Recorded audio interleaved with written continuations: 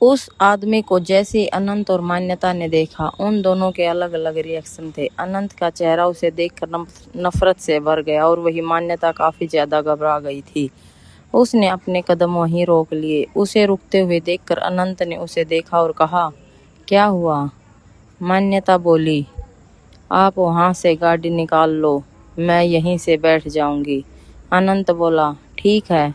इस बार अनंत ने सिद्धांत से कोई बात नहीं की और ना ही सिद्धांत ने अपनी नजरें ऊपर उठाकर देखा, लेकिन फिर से आसपास वो एहसास महसूस करके उसने इधर उधर नजरें दौड़ाई। उसकी नज़र जब वहां खड़ी लड़की पर गई तो उसकी मुट्ठी कस गई। उसने अपनी पीठ उसकी तरफ कर रखी थी और उसकी चोटी आगे की तरफ थी। अचानक उसकी नज़र उसकी पीठ पर गई। डीप नेक होने की वजह से उसकी आधी से ज्यादा कमर दिखाई दे रही थी। जैसे ही सक्षम ने उसकी कमर पर तिल देखा, उसका चेहरा और ज्यादा डार्क हो गया। इससे पहले कि वो उसके पास जा पाता, अनंत वहां से निकल चुका था और उसने कार मान्यता के आगे खड़ी कर दी थी। मान्यता ने जल्दी से दरवाजा खोला और उसमें बैठ गई। ये देखकर सिद्धांत का चेहरा काली अंधेरी रात में और ज्यादा डरावना हो गया। उसने अपनी सिगरेट नीचे फेंकी और गाड़ी में बैठ गया।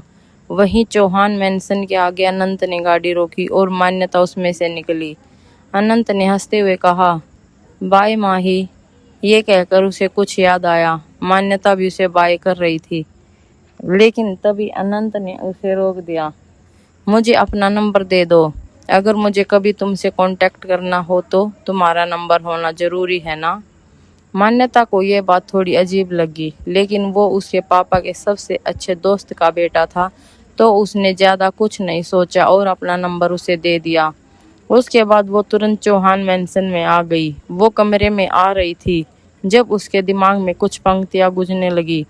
तेरी आरज़ू मिटा ना सके, नहीं जान तुझ पर लुटा सके। वो अपने कमरे में पहुंच गई और जैसे ही उसने कमरे में कदम रखा, उसने अपने सामने एक इंसान को खड़े हुए देखा, जिसे देखकर उसकी आंखें फटे की फटी रह गई।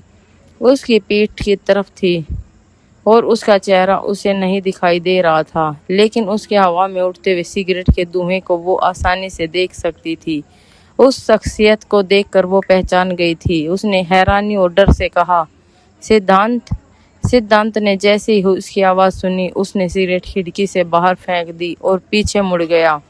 जैसे ही वो पीछे मुड़ा, एक तेज हवा का झोंका मान्यता के चेहरे से होकर गुजरा। उसे लगा कि जैसे कमरे का माहौल ठंडा हो गया हो। उसने हैरानी से उसे देखा और कहा, सिद्धांत, तुम यहाँ? उसकी हैरानी की कोई सीमा नहीं रही। सिद्धांत ने उसके डरे हुए और हैरानी से भरे चेहरे को देखा और उसकी तरफ अपने कदम बढ़ा दिए। जैसे ही वो उसके पास पहुंचा, बिना किसी वार्निंग के उसने उसके चेहरे को पकड़ा और उसे किस कर दिया। मान्यता की आंखें खुली रह गई। वो उसके होठों को अपने होठों पर महसूस कर सकती थी। ऐसा लग रहा था जैसे वो इंसान उसमें कुछ खोज रहा था, लेकिन क्या, ये मान्यता खुद में नहीं जानती थी। उसे रोकने के लिए उसने उसकी चेस्ट पर हाथ रख दिए, लेकिन वो इंसान नहीं रुका, बल्कि वो बेदर्दी से उसे किस करता रहा। थोड़ी देर बाद वो उससे अलग हुआ और उसकी आंखों में देखते हुए बोला, माही चौहान कहूँ या फिर तुम्हें मान्यता चौहान कहूँ? जैसे ही मान्यता ने उसके मुंह से ये शब्द सुने, उसका चेहरा और ज्यादा डार्क हो गया। उसने मन ही मन कहा, क्या सिद्धांत को भी सच्चाई का पता लग गया? लेकिन उसने अपने चेहरे के एक्सप्रेशन को अपने दिल में ही हो रही हलचल से अलग रखा, बल्कि उसने हैरानी दिखाते हुए उसे एक थप्पड़ जड़ दिया। हैरानी की बात थी कि मान्यता के अंदर ये हिम्मत कहाँ से आई थी, उसे खुद भी नहीं पता था। लेकिन उसे बहुत गुस्सा आया था कि वो आदमी कैसे उसके कमरे में आ गया और उसे किस कर रहा था, जबकि उस आदमी की एक पत्नी और बच्चा था। जैसे ही सिद्धांत ने उसके चेहरे पर वो थप्पड़ पड़ा, उसका चेहरा डार्क हो गया, इतना डार्क कि मान्यता खुद भी घबरा गई। सिद्धांत ने उसकी नज़र तरफ देखा और उसे गले से पकड़ लिया। तुम्हारी इतनी हिम्मत कि तुमने मुझे थप्पड़ मारा? शायद तुम अपने औकात भूल गई हो। सिद्धांत के शब्द बिजली बनकर उसके ऊपर गिरे। मान्यता ने उसके हाथ को पकड़ा ताकि वो उसे अपने गले से हटा सके और धीरे से कहा, आप मेरे साथ ऐसा नहीं कर सकते, ठीक है? आप होते कौन हैं? मुझे मेरे कमरे में आकर किस करने वाले? क्या आपको शर्म नहीं है? आपकी तो एक पत्नी और एक बच्चा भी है। जैसे ही सिद्धांत ने उसकी बात सुनी, उसने उसके गले को छोड़ दिया। उसकी आंखों में एक उलझन की लकीर दिखाई दी। उसने कहा, बीवी और बच्चा? ये बात तो किसी को नहीं पता है। मान्यता ने उसकी तरफ देखा और कहा, आपको लगता होगा कि किसी को नहीं पता है, लेकिन ये बात सबको पता है, बस लोग आपसे कहने से डरते हैं। सिद्धांत ने कहा, जो बात है ही नहीं वो बात सबको कैसे पता है? जैसे ही सिद्धांत ने कहा, मान्यता ने हैरानी से उसे देखा। वो करीब आने लगा तो मान्यता पीछे हट गई और दीवार से लगकर खड़ी हो गई। उसने कहा, मिस्टर रायजादा, मेरे करीब आने की कोशिश मत कीजिएगा। आपको नहीं पता कि मैं क्या कर सकती हूँ। सिद्धांत उसके करीब आ गया और बोला, क्या कर सकती हो? बताओ मुझे। मेरी पर्सनल इन्फॉर्मेशन निकालने के अलावा तुम क्या क्या कर सकती हो मिस चौहान? क्या तुम मुझे बताओगी? वो ये कहते हुए झुकने लगा तो मान्यता ने जल्दी से उसके कंधों को पकड़ लिया। मिस्टर रायजादा, आप मेरे कमरे से बाहर निकले, वरना मैं पुलिस को कॉल करूंगी। जैसे ही मान्यता ने कहा, सिद्धांत के चेहरे पर एक शैतानी मुस्कान आ गई। उसने कहा, पुलिस? तुम्हें क्या लगता है पुलिस मेरा क्या बिगाड़ लेगी? मान्यता ने सिद्धांत के कंधों को जोर से पकड़ रखा था, इतने जोर से कि उसके जो बड़े बड़े नाखून थे वो सिद्धांत के कंधों में अंदर तक चले गए थे। लेकिन सिद्धांत को मानो दर्द ही नहीं हो रहा था। उसने एकदम से उसे ऊपर उठा लिया और वहीं रखे सोफे पर पटक दिया। उसके बाद वो नीचे झुका और उसकी आंखों में देखते हुए बोला, तुम्हें क्या लगता है कि मैं तुम्हें पहचान नहीं पाया? अगर तुम्हें ऐसा लगता है तो फिर ये तुम्हारी गलतफहमी है। ये कहकर उसने पीछे पलट दिया उसे और उसके बालों को साइड में कर कर उसकी पीठ के उस तिल को देखा। उसे देखकर उसकी धड़कनें तेज हो गई। ये वही जगह थी जहां मान्यता के तिल था। उसने धीरे से हाथ उठाकर उसके तिल को छुआ और कहा, तुम मेरी हो मान्यता। तुम्हें क्या लगा था कि तुम अपने मरने का इतना अच्छा प्लान बनाओगी जो कि किसी को कानो कान खबर नहीं होगी? तुम क्या समझती थी कि मुझे पता नहीं लगेगा? उसके तिल से होते हुए वो अपने हाथ को उसकी कमर पर फेरते हुए आगे बोला, अच्छा प्लान बनाया था तुमने अपने पापा और भाई के साथ मिलकर, लेकिन अफसोस कि मुझे पता लग गया। और अब देखो मैं उन दोनों के साथ क्या करता हूँ, बर्बाद कर दूंगा उन दोनों को, कहीं का नहीं छोड़ूंगा। मान्यता एकदम से पलटी और सिद्धांत की आंखों में देखते हुए बोली, मिस्टर रायजादा, आप पागल हो गए हैं? कैसी बहकी बहकी बातें कर रहे हैं? क्या एक दिन में ही माही चौहान से मैं आपकी पत्नी बन जाऊंगी? आप पागल हो चुके हैं। आप जाइए यहाँ से। और सबसे बड़ी बात, मेरे भाई और मेरे पापा को नुकसान पहुंचाने के बारे में सोचना भी मत, वरना मुझसे बुरा कोई नहीं होगा। सिद्धांत उसकी तरफ झुका और उसके बहुत करीब आते हुए बोला, तुम्हें क्या लगता है कि मैं इतनी आसानी से सब कुछ छोड़ दूंगा? जिन्होंने मेरी आंखों में धूल झोंकने की कोशिश की है, तुम नहीं जानती कि मैं उनका क्या हाल करता हूँ। मान्यता ने उसे घूरते हुए कहा, आप जो भी करते हो मुझे उससे कोई लेना देना नहीं है, लेकिन आपकी हरकतें पागलपन वाली हैं।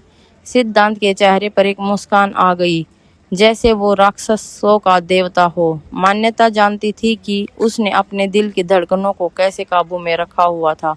वो बिल्कुल भी सिद्धांत के सामने कमजोर नहीं पड़ सकती थी, लेकिन अंदर ही अंदर बहुत ज्यादा घबराई हुई थी, क्योंकि उसे पता लग गया था कि सिद्धांत अब पूरी तरह से यकीन कर चुका था कि वो मान्यता ही थी। लेकिन वो फिर भी हार मानने को तैयार नहीं थी। सिद्धांत ने अपना हाथ आगे बढ़ाया और उसके चेहरे पर फेरते हुए कहा, छोड़ दो गुस्सा, मेरे पास आ जाओ वापस। जैसे ही सिद्धांत ने कहा, मान्यता की गर्दन अपने आप हिल गई। वो इस इंसान के साथ कभी भी वापस नहीं जाएगी, वो नरक झेलने के लिए। वो उसे प्यार करती थी और आज भी करती थी, और इतना प्यार करती थी कि अपनी जिंदगी में कभी किसी और से नहीं कर पाएगी। लेकिन उसे प्यार करना एक अलग बात थी और उसके साथ रहना एक अलग। ये आदमी शादीशुदा था पहले से और अब वो उनके साथ रहने की बात कर रहा था। मान्यता ने आज तक सिद्धांत से ज्यादा बेशर्म आदमी नहीं देखा था। मान्यता ने उसकी आंखों में देखा और जवाब दिया, मिस्टर रायजादा, आपको बिल्कुल शर्म नहीं है। आपकी एक पत्नी और एक बच्चा आपका इंतजार कर रहे हैं। क्या आपको नहीं लगता है कि आप यहाँ मेरे साथ बात करके अपना टाइम वेस्ट कर रहे हैं? आपको उन लोगों के पास जाना चाहिए, वो आपका इंतजार कर रहे होंगे। न चाहते हुए भी सिद्धांत का चेहरा कठोर हो गया। उसने उसके सर के पीछे अपना हाथ रखा और उसे फिर से किस कर लिया। मान्यता की आंखें फटी की फटी रह गई। वो उसे दूर करने की कोशिश करती रही, लेकिन वो इंसान अपनी मर्जी के मुताबिक ही उससे दूर हुआ। उसके बाद उसने उसके लाल होठों को देखा और कहा, वो मेरी पत्नी नहीं है। मान्यता ने तेजी से सांस लेते हुए कहा, सच में? अब आप झूठ बोलेंगे अपना सच छुपाने के लिए? सिद्धांत ने फिर से अपने हाथ से उसके गाल को सहलाया और कहा, मेरी बात सुनो, वो मेरी वाइफ नहीं है, वो मेरे भाई की पत्नी है और वो बच्चा भी मेरे भाई का है। क्या? मान्यता ने हैरानी से सिद्धांत को देखा। उसे याद आया कि सिद्धांत का एक भाई था, लेकिन अचानक से वो गायब हो गया था और किसी को नहीं पता था कि वो कहाँ है। वो देखने में सिद्धांत जैसा ही था। उसकी शक्ल बिल्कुल सिर्फ अलग थी, लेकिन उसका बॉडी स्ट्रक्चर, बाल, आंखों का रंग और हाइट सब एक जैसे थे। पीछे से देखने पर कोई भी उन्हें पहचान नहीं सकता था। उसके चेहरे के भाव देखकर सिद्धांत समझ गया कि वो मान्यता ही थी। हाँ, वो मान्यता थी और वो इस बात से गुस्से में थे कि उसकी एक पत्नी और एक बच्चा था और उसने उसे धोखा दिया था। सिद्धांत ने उसके बिखरे हुए बालों को ठीक किया और कहा, चलो अपने घर चलते हैं। उसने उसका हाथ झटका और कहा, मिस्टर रायजादा, आप ये क्या कर रही हैं? वो चाहे किसी का बच्चा हो या किसी की बीवी हो, आई डोंट केयर। प्लीज यहाँ से चले जाइए। सिद्धांत बोला, नहीं, तुम्हें लिए बिना बिल्कुल नहीं जाऊंगा। ये कहकर वो वहीं सोफे पर बैठ गया। उसने जल्दी से उसके हल्के शरीर को अपनी तरफ खींचा और अपने सीने से लगा लिया। अब जाकर उसे शांति मिली। उसने धीरे से कहा, मान जाओ, चलो वापिस अपने घर। मान्यता के दिल की धड़कन जो बेकाबू हो गई थी, उसने गहरी सांस ली और धीरे से कहा, नहीं, आप मेरे साथ जबरदस्ती कर रही हैं। प्लीज मुझे छोड़ दीजिए। मैं वो नहीं हूँ जो आपको लग रही हूँ। मैं जानती हूँ कि आप अपनी पत्नी के मरने के सदमे में हैं, लेकिन मेरा यकीन मानिए, मैं सच में वो नहीं हूँ। अब मैं आपसे लड़ते लड़ते थक गई हूँ और अब मैं ज्यादा बहस नहीं करना चाहती। प्लीज चले जाइए। सिद्धांत ने उसकी बातों को पूरी तरह से नजरअंदाज कर दिया। वो शांत था। अचानक से मान्यता को महसूस हुआ कि वो बिल्कुल भी हिल नहीं रहा था, तो वो उससे अलग हुई और उसने देखा कि वो सो गया था। उसने अपना सिर सोफे पर टिका दिया था, लेकिन मान्यता के अलग होते ही उसकी भौहें हिलने लगी और उसके हल्के से अपनी आंखें खोली। वो इस वक्त डरावना जानवर लग रहा था। बिना हिले अपने हाथ को आगे बढ़ाया और जल्दी से उसे फिर से अपने पास खींच लिया। उसने कहा, नींद आ रही है मुझे, सोने दो। मान्यता कुछ नहीं बोल पाई। वो बस भीगी बिल्ली की तरह उसकी बाहों में लिपटी हुई थी। अचानक दरवाजे पर किसी के चलने की आवाज आने लगी। जब मान्यता और सिद्धांत ने बाहर से कदमों की आवाज सुनी तो उन दोनों का रिएक्शन अलग अलग थे। जहां मान्यता बहुत ज्यादा घबरा गई थी, वहीं सिद्धांत शांत बैठा हुआ था। ऐसा लग रहा था जैसे उसे कोई फर्क नहीं पड़ता हो, चाहे बाहर कोई भी हो और अंदर भी आ जाए तब भी उसे कोई फर्क नहीं पड़ेगा। अचानक से उसके कदम दरवाजे के बाहर आकर रुक गए। तभी बाहर से दिवंगत की आवाज आई, माही, क्या तुम सो गई? मान्यता की सांसें थम गई। वो सिद्धांत को देख रही थी और जैसे ही वो सिद्धांत के ऊपर से उठने की कोशिश करने लगी, उसे एक मजबूत पकड़ ने जकड़ लिया। उसने उसे और ज्यादा कसकर पकड़ लिया, लेकिन तभी दिवंगत ने बाहर से दोबारा कहा, लगता है सो गई, सुबह बात करता हूँ। ये कहकर वो वहां से चला गया। उसके कदमों को दूर जाते हुए महसूस करके मान्यता ने चैन की सांस ली। जैसे ही वो फिर से उठने को हुई, सिद्धांत ने उसे अपने सीने के करीब करते हुए कहा, I am feeling sleepy, so let me sleep a little longer. उसने उसे फिर से पीछे की तरफ खींच लिया और अपनी आंखें बंद कर ली। मान्यता ने उसके सीने पर धक्का देते हुए कहा, सिद्धांत रायजादा, छोड़ो मुझे, मैं तुम्हें आज जान से मार दूंगी। तुम्हें नींद आ रही है तो मैं क्या करूं? कोई मैं स्लीपिंग पिल्स हूं जिससे तुम्हें नींद आ जाएगी? पागल इंसान, छोड़ो मुझे। उसकी ऐसी हरकतें देखकर सिद्धांत खुद भी हैरान था, क्योंकि मान्यता कभी भी ऐसी हरकतें नहीं करती थी। वो जो कहता था वो आराम से मान लेती थी, लेकिन ये लड़की बिल्कुल भी इस वक्त मान्यता नहीं लग रही थी। अचानक से सिद्धांत ने मान्यता को दूसरी तरफ पलट दिया। वो बोला, ठीक है, अगर तुम्हें नहीं सोना है तो हम कुछ और कर देते हैं। वैसे भी बहुत वक्त हो गया है मुझे। जैसे ही मान्यता ने उसकी बात सुनी, उसकी आंखें बड़ी हो गई। उसे समझ में नहीं आ रहा था कि इंसान क्या करना चाहता है। वो इतना ज्यादा डर गई थी कि उसके मुंह से निकला, ठीक है, आप सो जाइए। सिद्धांत ने उसके प्यारे चेहरे को देखा और जो इस वक्त घबराहट में और भी ज्यादा सुंदर लग रहा था। उसने तुरंत उसे अपने पास खींच लिया और अपने सीने से लगाते हुए कहा, तो फिर शोर करना बंद करो। मान्यता को समझ में नहीं आ रहा था कि वो फिर से उसके हाथों की कठपुतली क्यों बन गई थी। उसे यहाँ लंदन से वापस नहीं आना चाहिए था। ये आदमी उसे इतनी जल्दी ढूंढ लेगा और फिर उसे पहचान भी लेगा और यहाँ तक कि उसका जीना भी हराम कर देगा। ये सब उसने नहीं सोचा था। उसने तो सोचा था कि उसकी जिंदगी पहले से बेहतर होगी। सिद्धांत धीरे धीरे उसके बालों को सहलाता रहा। उसे अच्छा लग रहा था। मान्यता बस वहां बैठी थी। उसकी आंखों में न नींद थी और न ही उसके दिल में जोरों से धड़कना बंद किया था। और वहीं सिद्धांत कुछ ही देर में सो गया। जब पूरी तरह से हलचल बंद हो गई और सिद्धांत की सांसें भी शांत हो गई, तब जाकर मान्यता ने अपनी गर्दन उठाकर उसके चेहरे को देखा। उसके चेहरे का रंग पहले जैसे ही था, लेकिन उसकी आंखों के नीचे जो गड्ढे थे वो परेशान करने वाले थे। ऐसा लग रहा था वो रातों को सोता नहीं था।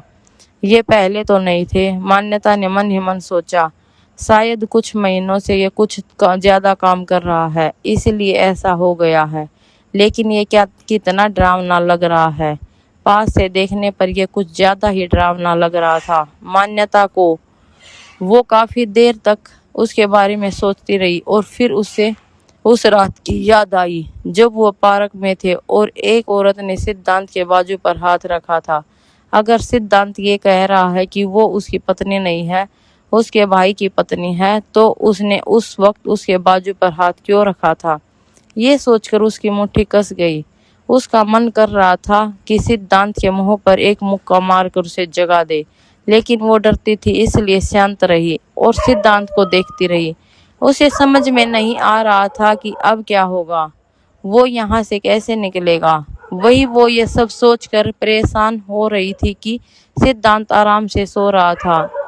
अब उसका दिमाग फटने को हो रहा था। लगभग 3 घंटे बीत गए। मान्यता को भी अब नींद आने लगी थी। वो सिद्धांत के पास से उठने की कोशिश करने लगी, लेकिन तभी सिद्धांत की आंखें खुल गई। उसने अपने पास मौजूद लड़की को देखा जो उसके पास से उठने की कोशिश कर रही थी।